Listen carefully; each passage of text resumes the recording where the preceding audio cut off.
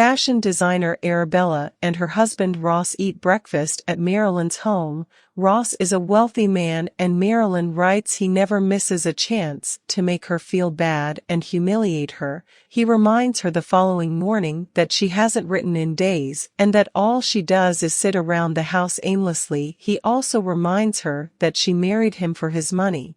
She has not uttered a word. Ross starts coughing out of the blue. Ross is being watched by Arabella as he passes away while she asks him to call the ambulance. Don't blame them, please. At the very least avoid blaming Arabella unless you are certain of its origin. A month or so ago, Arabella wants to break into the fashion industry. As a young fashion designer, she keeps trying, but her efforts keep failing, so it's a difficult one for her.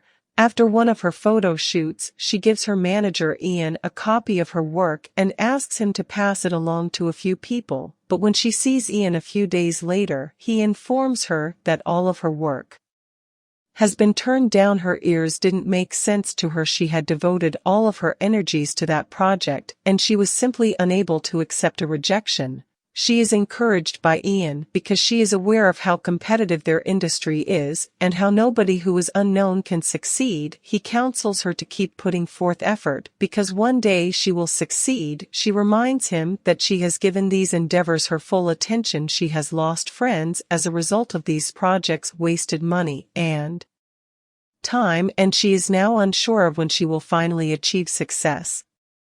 He counsels her to work with fashion designers until she achieves success, but she declines his suggestion. Then he inquires if she is aware of the personal shoppers. He shows her an advertisement for a personal shopper and informs her that the majority of lesser-known fashion designers work as personal shoppers, in the hopes that it will be preferable to doing nothing. He asks her to attend the interview. She reluctantly makes her way to the interview. Her life is altered by that job and that interview. She explains that she isn't like an average lady as she waits her turn to meet the interviewer. She has an inner self that is very different from that of an average girl, something that always seems different about her. Even though she is still unsure of what she feels, she enters and encounters Marilyn. When it is her turn for the interview, she takes a seat and says hello. Marilyn, however, claims to be aware of the author and uninterested in her writings. Arabella should promote herself.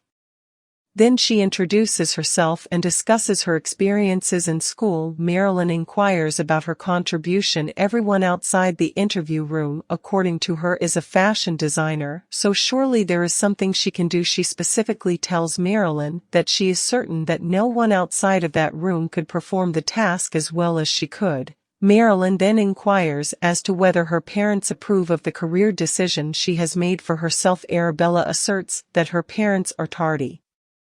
Though when asked if Arabella is qualified, Marilyn explains that she has a book launch in 3 weeks and needs a personal shopper who can dress her in an emergency every day until the launch is over.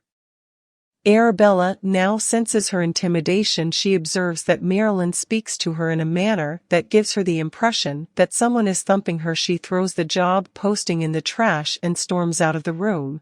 She has no idea that Marilyn will be the one to free her true self. When she gets back home, she runs into the plumber who will fix their broken faucets. When she approaches him, Marcus explains why he moved to that city about 2 years ago. He currently has a job and a house to himself. He is only interested in a woman. He tries to make some seductive eye contact with her, but Sophie, her roommate, walks in. If Marcus is attractive, does she want to use him? After getting approval from Arabella, she goes to meet Marcus and asks him if he can assist them in fixing a tap that is broken in their room. He has sex with both of them in the room. After they make out with him there, Arabella remarks on how irrational Sophie is. She was the one who initially assisted her in releasing her inner self, but she was unable to fully succeed. They both pass out on the bed. Following the affair, she is dragged up to Sophie, who asks if the kiss made her feel anything, but neither of them feels anything. They ponder why they only desire physical contact when a man is present. The fourth man they have shared is the one in question. The reason, according to Arabella, is that they are not lesbians. When Arabella tells Sophie about the job interview, Sophie gives Arabella the wise advice to quit her job and Marilyn because Marilyn makes Arabella feel weak. Fortunately, Marilyn calls Arabella the next day to let her know that she has been hired for the position and that she needs to bring dresses to her apartment. When Arabella arrives at her home the following day, she recognizes her husband Ross. Ross immediately stands out as a cheat, and she surmises that Marilyn's power freaking out over her is a result of Marilyn's desire to experience love as well. Ross calls her for coffee as she drops off Marilyn's clothes. Marilyn is back after that. She is unable to locate her manuscript. She sees Ross reading it to make her feel bad, and she tells him to stop. She is summoned to the room where he slaps her and tells her she has made no financial contributions to the house. She is thus not authorized to speak with him at the time. Arabella goes to comfort Marilyn as he leaves.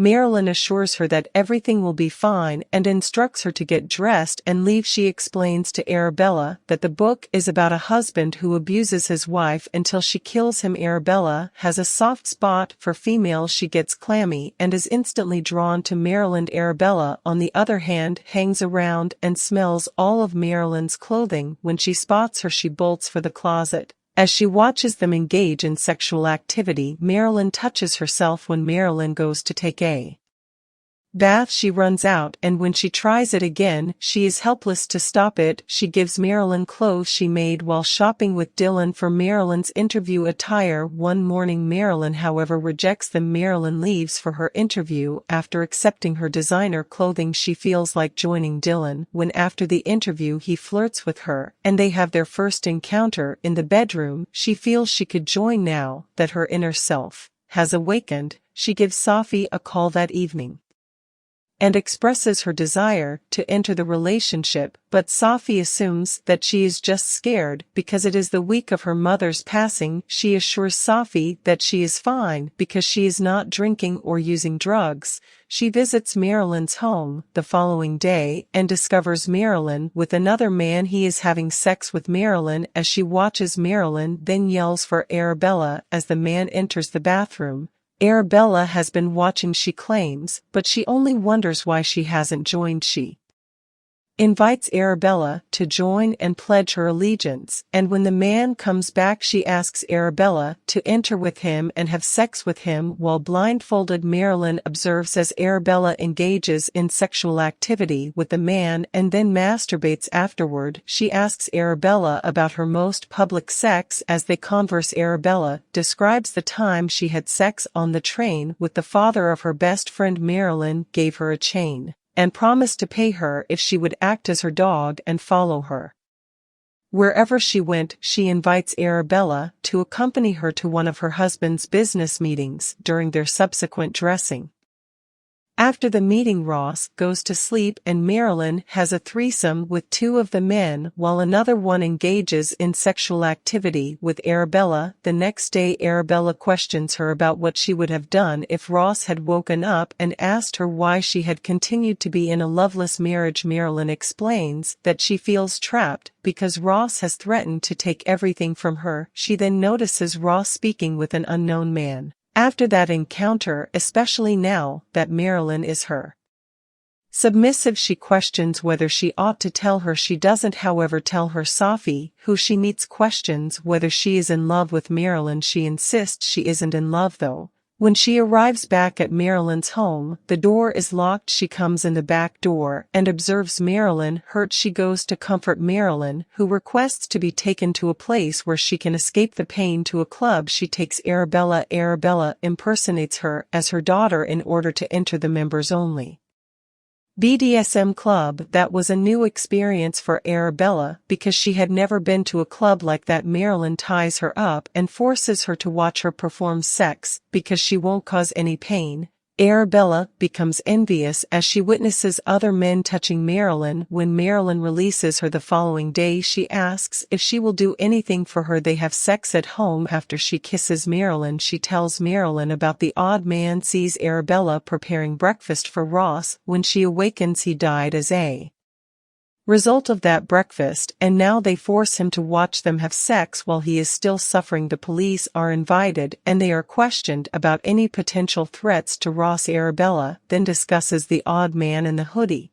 After the meeting, Marilyn takes a bath with her and tells her they need to have some space for a few days. She also inquires about how she obtained the authority to kill her husband and how dominance makes her feel. At the age of 13, Arabella claims to have had sex with Safi's father. It goes on until she tells him she wants something more serious, at which point he breaks up with her. He begs her not to, and she threatens to tell Safi otherwise. 2 days later, he kills himself. She decides to use her new energy to make designs after they leave that evening, and a designer accepts her creations and requests a sample from her to celebrate. She gives Marilyn a call and breaks into her home. She runs into the hooded man and confronts him. The man claims to be a private detective Ross has hired because Ross believes his life is in danger. He advises her to be afraid of Marilyn because she will always be in a position of power and no one else will. The man leaves. When she gets there and Marilyn shows up, she quickly packs her bag and leaves. She is challenged by Arabella. She informs them of Arabella's murder of her husband by calling the police. Arabella queries if she is being used.